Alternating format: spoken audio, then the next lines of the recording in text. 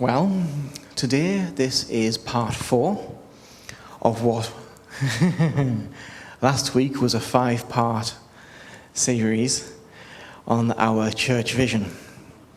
I'm expecting none of you will be surprised that it is no longer a 5-part vision. It is now 6 parts.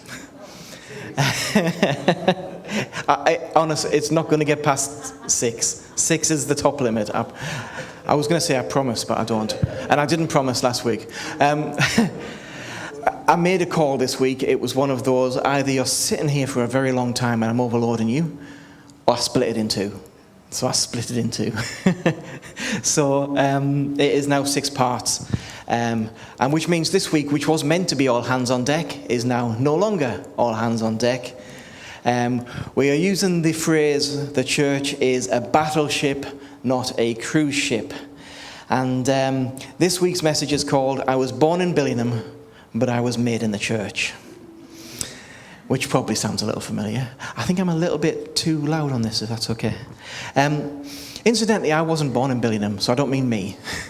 It's just a title. Although I think actually on hindsight, a better title is, I was born in Teesside, but I was made at New Life. But I'd already done the graphic by the time that came.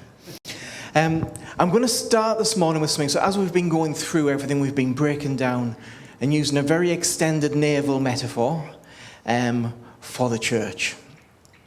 And this week we're going to be looking at something crucial to the ongoing survival of the Navy and, of course, of a church. And that is recruitment and training. Now, I'm not going to talk about our specific plan for witnessing and evangelism. That's now 2 weeks away. That's what we're going to end with. But I do want to ask the question, how does the Navy recruit? Now, once upon a time, you would take the King's shilling. And that's it, you were in. That's all it took, because you'd been paid. And the Navy used to have a variety of less than honest methods of making you take the King's shilling. For example, hiding it in your drink. Which is why, as you can see there, they started making tankards with glass bottoms so that you could see it. Because the second you'd swallowed it, guess what? You're in. It could also be press ganged. Hit on the head with one of those things, a press gang tool. I'm only mentioning this particular one because sometimes I feel we need to be careful our evangelism isn't that. We press gang people by hitting them on the head with the gospel.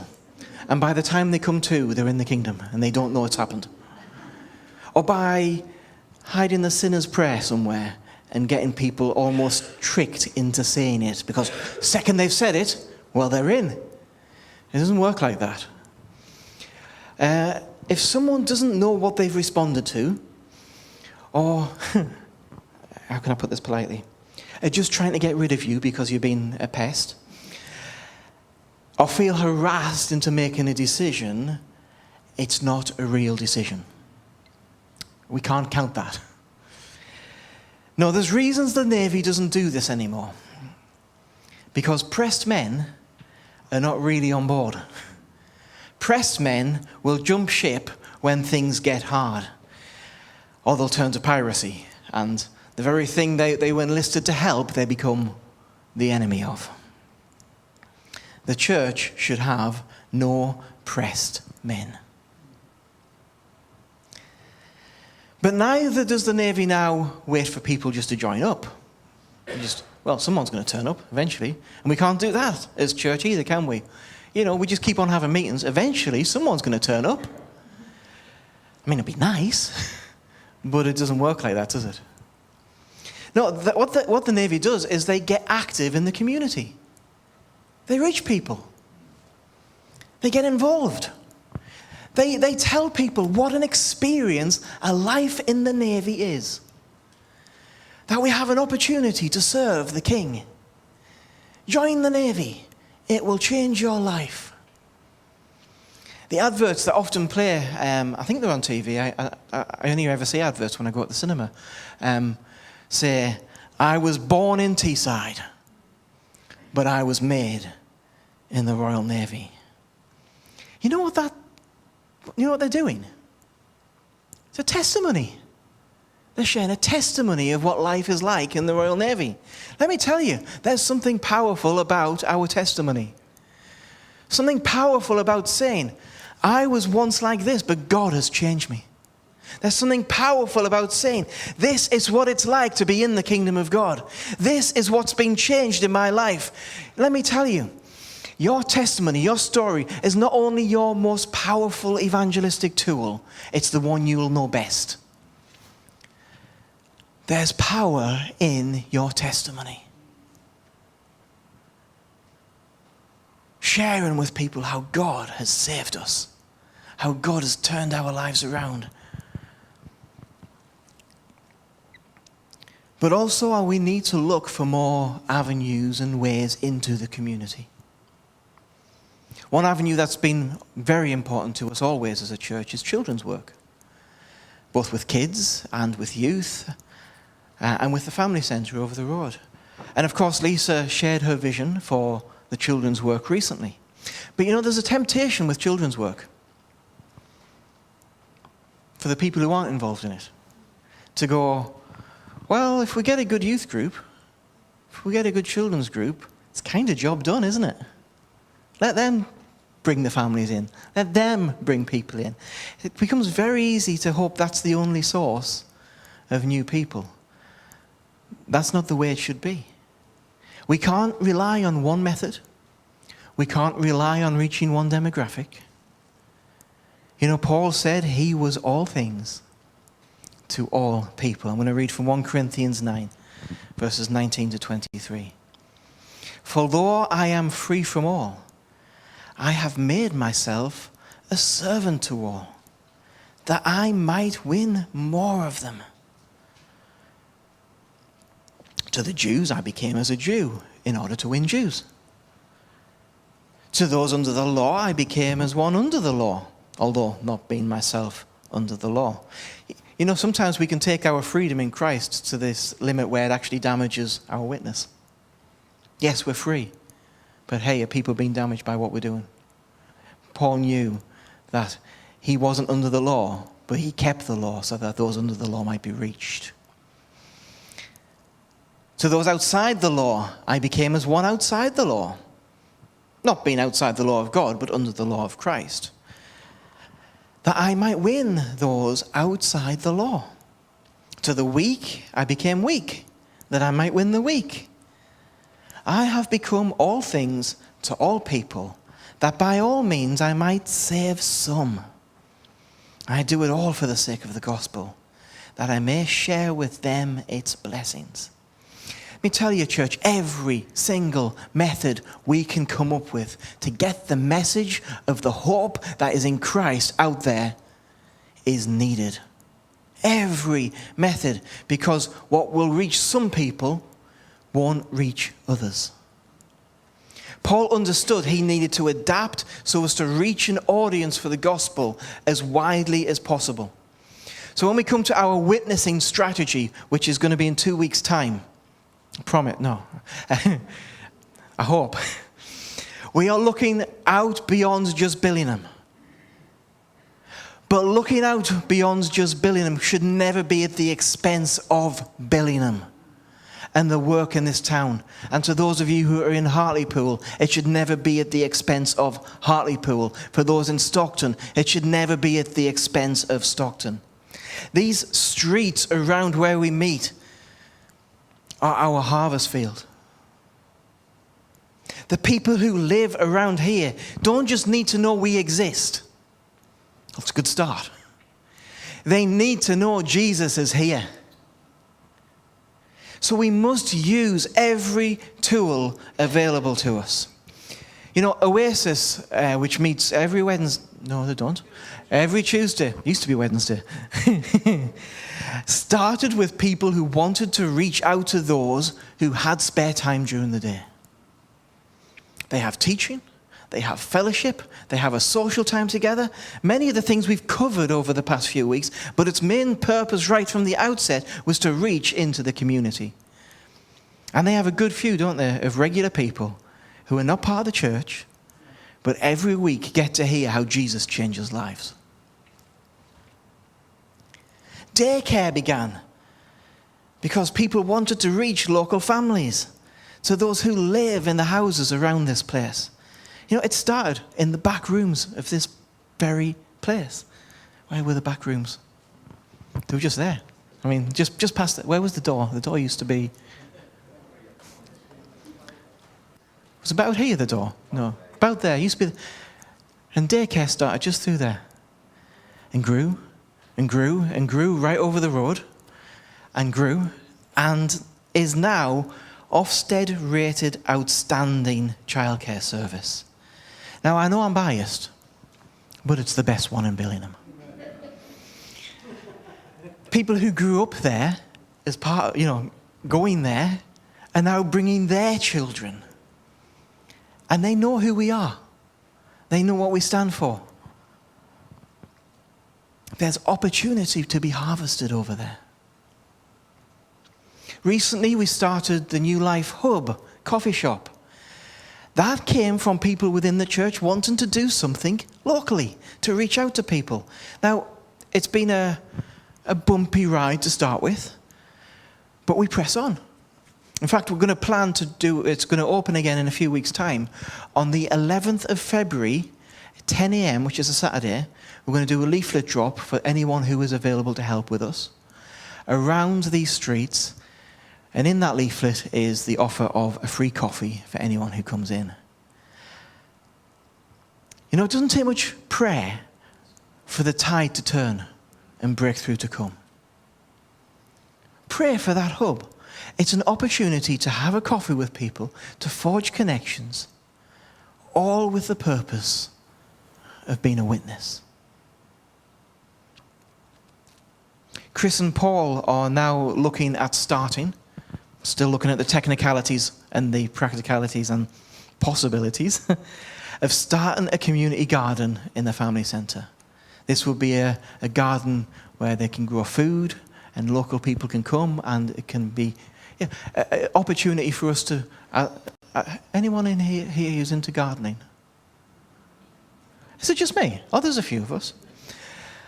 To be over there with somebody and share with somebody local and maybe teach them how to garden if we're good at it, or if you're a bit like me and you're better at killing things than keeping them alive, to learn from people. But to spend time with people and to reach out to people. So we're looking at the practicalities of that at the moment. We need to look at more and more ways of getting connected locally with the people who live around here. And listen, the best ideas don't come from here. The best ideas come from here. I want ideas of ways we can do this from everybody. We won't be able to do all of them, and don't be offended if we can't. But you know what? There'll be some of them that'll be, that's for now. That is a now thing, let's do it. You know, both the New Life Hub and Oasis and the community garden all started without my involvement. Wonderful. Wonderful. In fact, the garden and the hub both really got formed while I was on my sabbatical. Now, I was aware what's going on, so things began with my approval, but not with my involvement. Listen, that's healthy. That's good. I want to see more of that kind of thing. If you have ideas, please share them. Now, you know we're not going to be able to do them all, but the Spirit prompts and we go for it. And we find another way of reaching out to people. All things to all people. Church, we need as many methods as there are different types of people who live around here. And you know what? When you really get down to it, there's a lot of different types of people who live around here. But of course, there's always a danger when we talk about this sort of thing, that it's the same people who's doing every single one of them. We also need laborers in the harvest field. Because as Jesus said in Matthew 9, 37 to 38, he said to his disciples, the harvest is plentiful, but the laborers are few. Therefore, pray earnestly to the Lord of the harvest to send out laborers into his harvest. There's an implication in what Jesus says here, by the way. First thing I get implied here is when you find that there's not people out in the harvest field, when you find you're short on workers, don't get cross. Jesus said, expect it. It's all very well to be exasperated by the lack of workers. Jesus didn't say get exasperated. Jesus said pray. Pray. Pray earnestly for workers. He gives the solution to the lack. Prayer. If we find that we don't have enough laborers in the harvest field, Jesus said pray.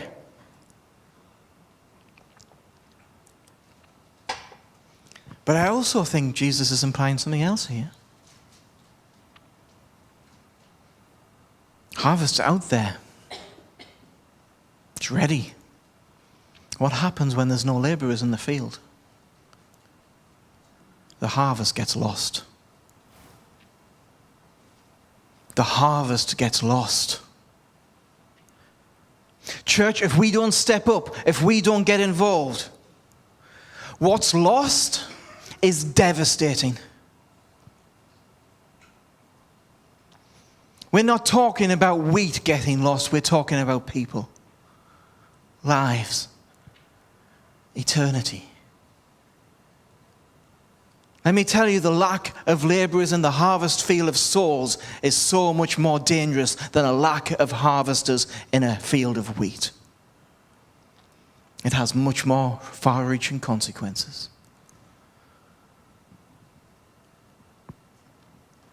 You know, we only get this one life. It's one chance. When the harvest is lost, it's lost forever. We don't get to do this again. We don't get a redo.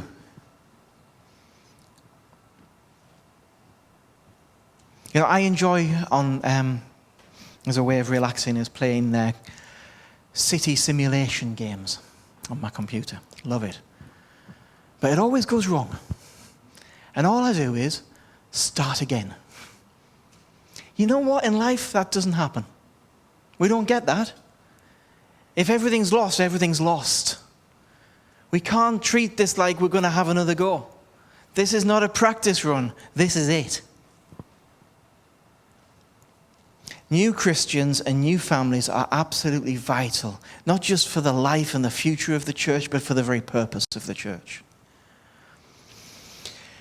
You know, the Navy has this full system going right from recruit, step by step by step, to command. We need a system in place as a church from the moment somebody arrives through those doors to the moment that they're fully growing in God and thriving in the fruit of the Spirit. And we start, as we should, with the basics. 1 Peter 2, verses 2 and 3 says, like newborn infants, long for pure spiritual milk, that by it you may grow up into salvation, if indeed you have tasted that the Lord is good. But as we grow, we must move on from that. Life should have staged progression. You know, we're all a work in progress, aren't we? But you know what it takes to be a work in progress? Progress. Otherwise, you're not a work in progress, you're just a work. Hebrews 5 verses 12 to 14 says, for though by this time you ought to be teachers, you need someone to teach you again the basic principles of the oracles of God. You need milk, not solid food. For everyone who lives on milk is unskilled in the word of righteousness, since he is a child. But solid food is for the mature, for those who have powers of discernment, trained by constant practice to distinguish good from evil. See, Paul knew milk's okay to start with. But he's speaking to this church here and saying, I expected some progress. I expected more than this. There has to be this expectation of progress. Listen, We can't remain spiritual babies forever. It's fine to start out as one, but we've got to move forward. So we need an organized, easy to follow way of bringing people through this discipleship process. And I've been working closely with Jill Shields on putting something together. Although I'll be honest, Jill's done most of the work. We need to make this work, and we need people in place to help with all of the different points. When someone first comes in, we need to ensure our welcome is the very best it can be. Now, no pressure. But we have 2 people in here for the first time, and I'm not going to, make you embarrassed or anything, but did you get welcomed? Yes, we had a lovely welcome. We were invited to come today, and we had a really lovely welcome. Excellent. See, that's exactly what should happen. Thank you. I hope it's true. That should be the way it is. People should be made welcomed, have a drink, made to feel at home. They'll receive, or they should receive, a welcome pack. Excellent. With information about the church. Can I say, church, not just this morning, but feedback that I get is extremely encouraging. You are a welcoming bunch of people. That's encouraging to me. You're very friendly. When a decision is made by someone to follow Jesus, we are going to assign what we call a befriender to immediately be coming alongside that person. Now, for this to happen, we need a team of volunteers who will be trained as befrienders. We also need someone to organize the befriending system, a befriending coordinator. Now, this is going to work a little differently, but still similar if somebody makes a decision in a home group, but we'll get into that in a few weeks' time. The befriender will have the responsibility of calling that person within 24 hours and arrange to meet them that week. And then we will start the discipleship process. Because too often, people can be left isolated in these early stages. And let me tell you, when someone makes a decision to follow Jesus, they become newborn. And we don't leave babies out on the street hoping they'll do a good job. We've got to look after them. So they'll start the discipleship process for a course that we'll go through with them, that you'll go through with them as the befriender on a one-to-one or as a group if there's a whole group at once. A course that we're calling New Life, New Start. This course will introduce this person to the faith. It'll cover prayer. It'll cover reading the Bible. It will cover assurance. It will cover baptism, and so on and so on. Let me tell you, the befriender role is critical in the life of a new disciple because you're going to help them through those early stages. Because I tell you what happens when somebody receives Jesus, when somebody's born again, there's somebody who doesn't like it. And stuff kicks off. You need somebody alongside you when that happens. Let me tell you, the devil doesn't like it when the kingdom makes gains. I'm encouraged this week, Do you know why I'm encouraged? I had a rotten day on Thursday. Absolutely terrible day on Thursday. The enemy tried to do some nasty stuff in this place on Thursday. And you know what? That means he's annoyed. So I'm encouraged. He doesn't like what we're doing. I'm expecting more this week. But I have completely lost where I am now. Yes, befriender role is critical in the life of a new disciple because we help them with these early stages. So there's a challenge for us to be involved and take part in this role. Because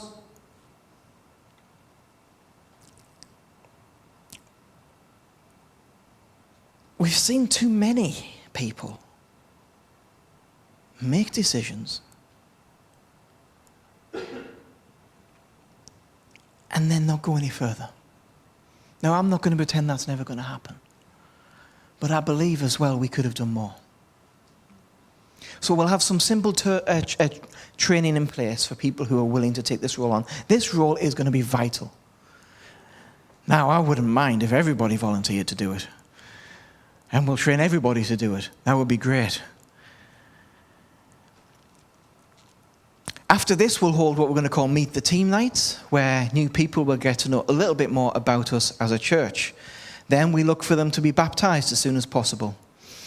And then we start another course for them called New Life, New Family, which will be our partnership course.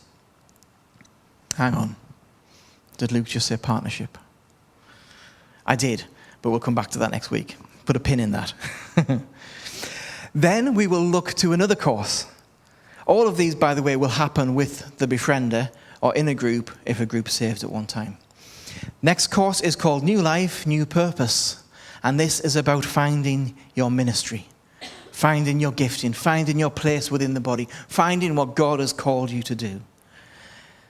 And then the last one will be New Life, New Adventure, where we focus on mission, we focus on witnessing, and the wonderful, great road ahead for somebody.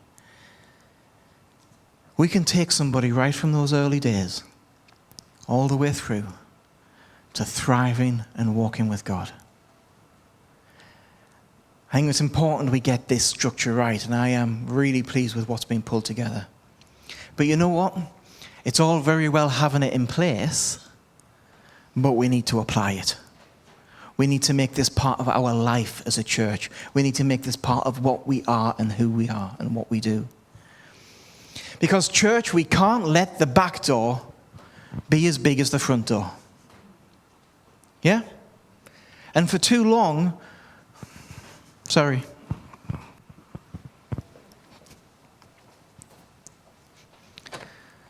We've been acting like this. Ooh.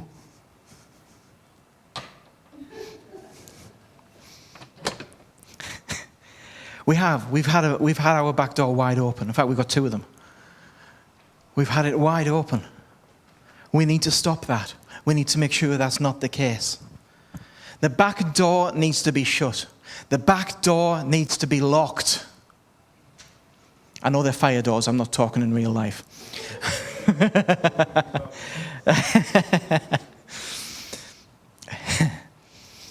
When someone is saved, they have been rescued from the clutches of the enemy.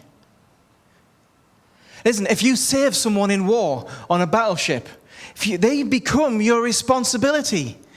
If you rescue somebody in war, they become somebody that you should be looking after. And we can't just hope that it works out. We need a plan in place. We need a way of ensuring those who are rescued don't get left and don't get recaptured by the enemy. So this needs to be put in place in the next few weeks. And church, it is up to all of us to make sure this is implemented, that this works, and this is something we live by. This is not going to work unless we all get on board with it. Now, of course, training doesn't stop there. You know, the Navy never, ever stops training.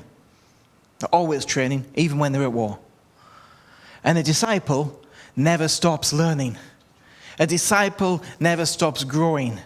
So we need to make sure that continually during our walk there is training. And of course, SSE nights are designed to be that.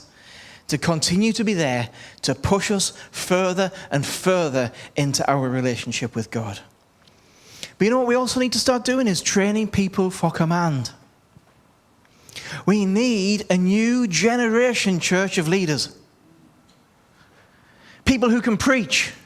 People who can lead departments. People who can become part of the church leadership. Listen, we've got a great leadership team in our church. Love you guys. But I'm the youngest person on the team. And check out these grey hairs. It's only sustainable for so long. And it's not just about aging, but as we grow as a church, we need to grow a bigger team. So we need to start being more intentional about leadership. So all of the leadership team are now asked to identify people that we can look to develop. People who have servant hearts. People who see the need and get the job done. People who are honored to serve, not people who do things reluctantly. People who are faithful in the least. People who would rather be a doorkeeper in the house of the Lord than to dwell in the tents of wickedness. People with character and passion for God. And not people with selfish ambitions. Not people who just want to take over because they think they should be in charge. When we see people with potential, the first thing we're going to do is send them on something called the Emerging Leaders course. This is not run by us. This is run through Cranmer Hall, isn't it? Is that right, Chris? Cranmer Hall. We have 3 people who are currently on it, who joined it last year. It's a year-long course. That's Amelia, Greg, and Emma have been doing this. And I tell you, it's done them the world of good. It really has done them the world of good. And I've seen the progress in them. Now, the good thing about this course is it lasts a year. So it's a good way to find out if someone's really got some commitment to it. Because you don't do a year-long course without some level of commitment. It also, as part of the course, equips them with a mentor. Everybody on the course is assigned a mentor. And again, I can see the difference that's making. Then we're also going to run some preaching courses. The people who are going through it first, which is Amelia, Emma, and Greg, have come up with a wonderful name for it. I don't know if they've told you it, Chris. You may want to use it, you may not. It's called Teaching Preaching.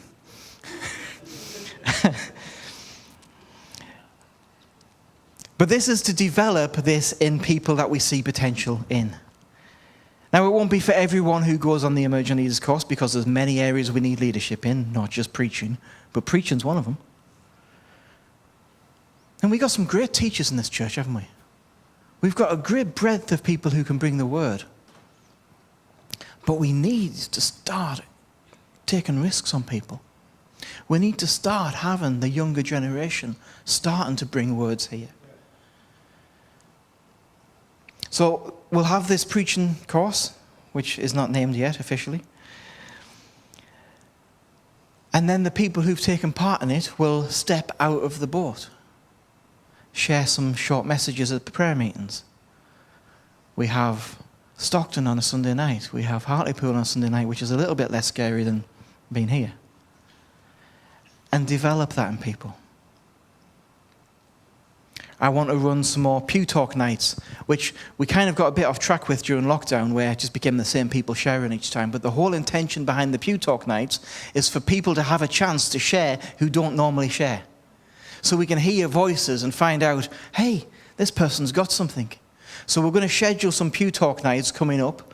And the whole point is if you feel you've got something to share, if you want to step out the boat, you want to give it a try, and you've never done it before, this is the opportunity for you to do that. To see potential in people. We have a great and very experienced preaching team here. But very experienced can be code for something. And I don't mean that as a slight. But when we look to the future, we really need to start making sure we have a bit more of an inexperienced preaching team coming along as well. And to do that, we are going to have to take some risks with people. I'm here because Pastor Cliff took a risk and let me speak. And believe me, I was not good. But he continued to take those risks. So from walking through the front door all the way to ministry, this full journey needs to be understood by us all. I realize tonight this isn't like a fired up teaching the Bible word, but I think it's so important we get all of this stuff in place because this allows us to build. Now, it's all very well to cast this as a vision, but it's got to be implemented. It's got to be lived. It's got to be worked out by all of us.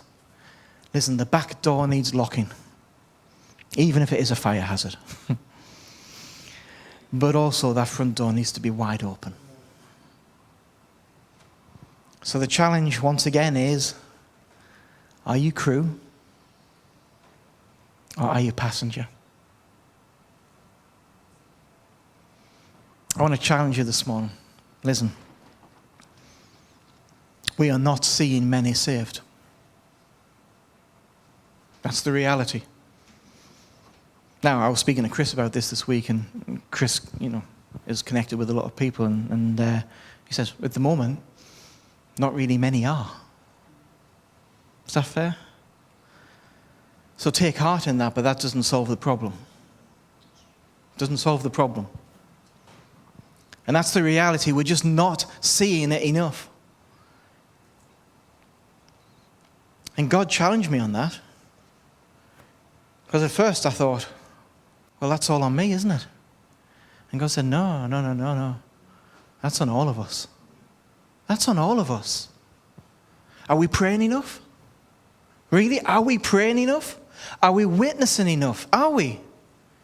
Are we using every method that we can use? But not only that, are we doing all we can to ensure that when people come in the front door, they don't immediately go out the back door? I believe this structure will help with it, but I tell you, it's not going to solve the problem in itself. It needs prayer. It needs witnessing. Otherwise, we will not see fruit. We need to use every method we can. And we're going to talk about evangelism in 2 weeks' time. But this morning, I'm asking the challenge to you, and I'm not going to ask you to respond to it this morning because I want you to pray about it. But we need people who are willing to be befrienders, who are ready to do this journey with people. Because without an army of befrienders, this doesn't work. It's a vital role for where we're heading as a church. It's my hope and prayer that people who come in here, they'll hear the gospel. They'll hear Jesus Christ is Lord and there's no other way to God. They'll find Jesus in this place. But then they'll also find family in this place. They'll find purpose in this place. They'll find a new adventure in this place. That their testimony could echo that of Royal Navy adverts. I was born in Teesside, but I was made at New Life. Let's pray, church. Father, I thank you for placing us in this town, and for Stockton, and for Hartlepool. Lord, you have surrounded us with opportunity. You have surrounded us with people who need you. And Lord, we realize our own lack. We realize we're not seeing the harvest come in. But Lord, I pray this morning for workers in the harvest field. Lord, I pray, Lord, for an army of people, Lord, to rise up and say, here I am, Lord, send me. To come alongside people. And Lord, I pray we see the harvest brought in. But Lord, people cared for. People welcomed. People loved. And Lord, I pray, not to grow this church, but to grow your kingdom. And to use us, Lord, because here we are, wholly available for you, Lord. And we just ask, Lord, that you use us. Amen. Amen. Barbara, do you want to come? I'm not going to particularly have a time of ministry this morning because I don't feel particularly led that way. But I do think it will use this song just to prepare our hearts, and we're going to take communion together. But let's use this time just to dwell upon what's been spoken. let's use this time to take the challenge on board. To everyone watching as well, those of you who belong to us and just haven't been able to make it this week, take a moment, examine yourself. Let's ask ourselves those questions. Are we doing enough? I know I'm not, so I can hold my hands up and say I need to do better. How can we further commit ourselves to be all things to all people, that we might win some?